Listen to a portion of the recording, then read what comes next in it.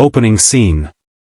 It was 7:45 a.m. on a rain-soaked highway in rural Montana when 78-year-old Margaret Collins did something no one could have expected.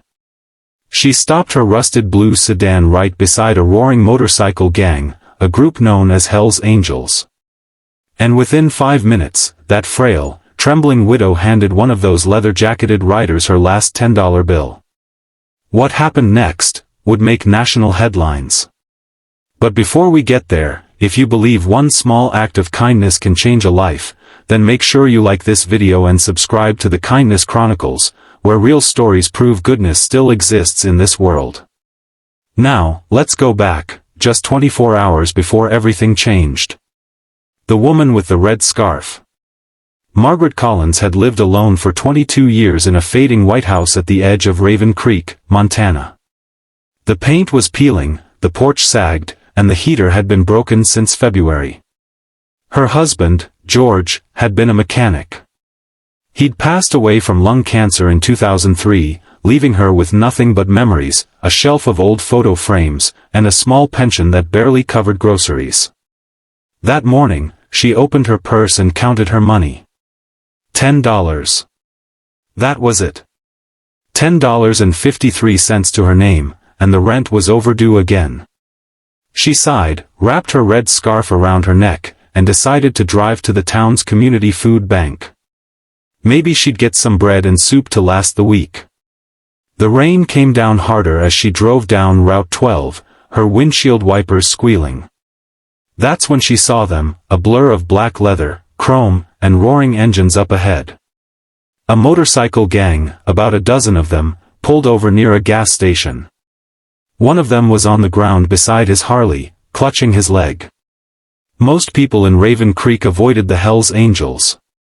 They were notorious, big, tattooed men with skull patches, loud engines, and tempers that scared half the town. But Margaret, she didn't see danger. She saw someone hurt.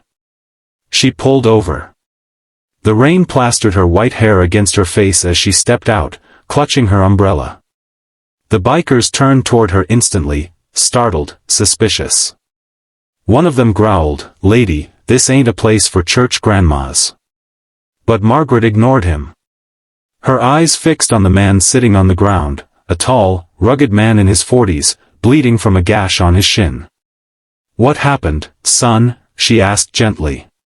He looked up, surprised by her calm. "Busted the damn chain," he muttered. "Snapped and cut my leg open. I'll be fine." She shook her head. "No, you won't be fine with that much blood." From her purse, she pulled a small first aid kit, one she always carried, just in case. She knelt in the mud, cleaned his wound with trembling hands, and wrapped it tightly. The man flinched but didn't pull away. "Why were you doing this, lady? You don't even know me." She smiled softly. "Because someone once helped me when I didn't deserve it either." When she finished, she noticed his bike was still dead, out of gas. Margaret reached into her purse again, pulled out her last $10, and pressed it into his palm. "Take this," she said. "It'll get you where you need to go." He shook his head. "No, ma'am. I can't." But she closed his hand around the bill. "Please. Just promise me one thing." "What's that?" She smiled faintly. "If you ever see someone who's struggling, don't look away." The man, whose jacket said Reaper, stared at her in disbelief. Then he nodded slowly. "I promise." As she walked back to her car, one of the bikers muttered under his breath, "Crazy old woman." But Reaper's eyes stayed on her until her car disappeared down the highway. That night, Margaret's house was colder than usual. She made tea with the last of her sugar and wrapped herself in an old quilt. She had no idea that her act of kindness, those $10 little, had just changed everything. Because the man she'd helped wasn't just any biker. He was Dean Reaper Mitchell, a former Marine and chapter leader of the Montana Hell's Angels, a man with a reputation as hard as steel and a past darker than the highway at night. But what no one knew was that Dean was trying to change his life. And Margaret's kindness hit him deeper than any bullet he'd ever dodged. 50 engines and one miracle. The next morning, Margaret woke to the sound of something she hadn't heard in years. Engines. Dozens of them. At first, she thought she was dreaming. But when she opened her front door, her heart nearly stopped. 50 motorcycles lined up along her street, chrome gleaming in the sun, leather jackets shining with wet dew. Neighbors peeked from windows, terrified. At the front stood Reaper, clean-shaven this time, holding his helmet in one hand, his leg bandaged with Margaret's care. He smiled. "Morning, ma'am." Margaret blinked. "Dean? What's all this?" He stepped closer. "You gave me your last $10 yesterday. Said not to look away from someone struggling. Well, I didn't." Behind him, the engines went silent one by one. 50 men stood still, their faces softened, some nervous, some grinning. Then Reaper pointed toward her house. "We heard your story, ma'am. The guys and I did a little digging. The local diner lady said you've been fighting to keep your home. That you got no family left." Her lips trembled. "That's true, but..." Before she could finish, Reaper snapped his fingers. From one of the trucks parked behind the bikes, a group of men began unloading boxes, new furniture, fresh paint, a brand new heater, and several grocery bags. Margaret's eyes widened. "What on earth?" Reaper smiled. "We're fixing up your house. Paid off the rent too. And this." He reached into his jacket pocket and handed her a folded envelope.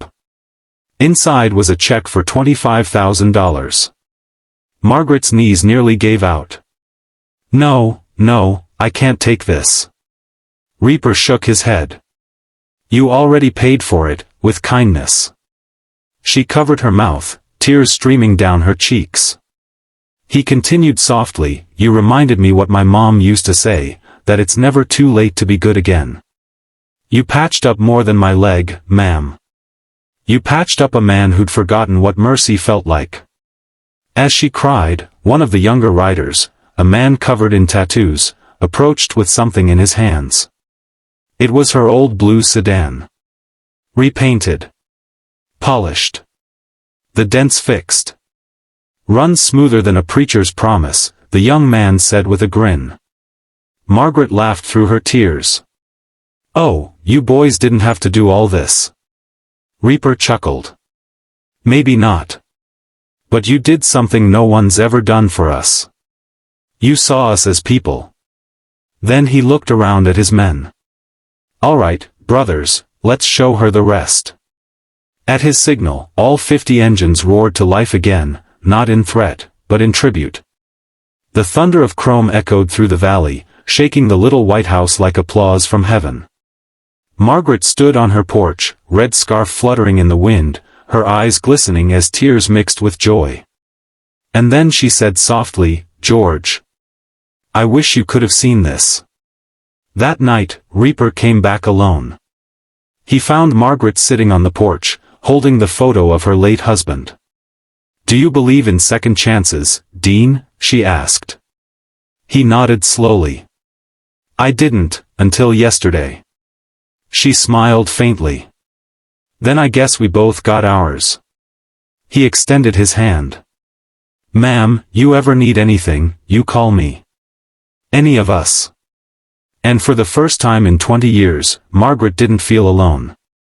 As he walked away, she called out, "Dean." He turned. "Thank you, for not looking away." He smiled.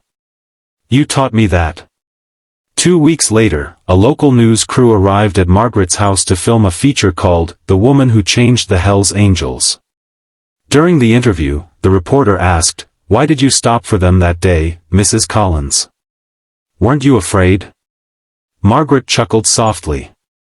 "Oh, I was terrified. But my husband used to be a mechanic, for a biker club. That's why I stopped. I guess." I just saw a bit of George and that young man.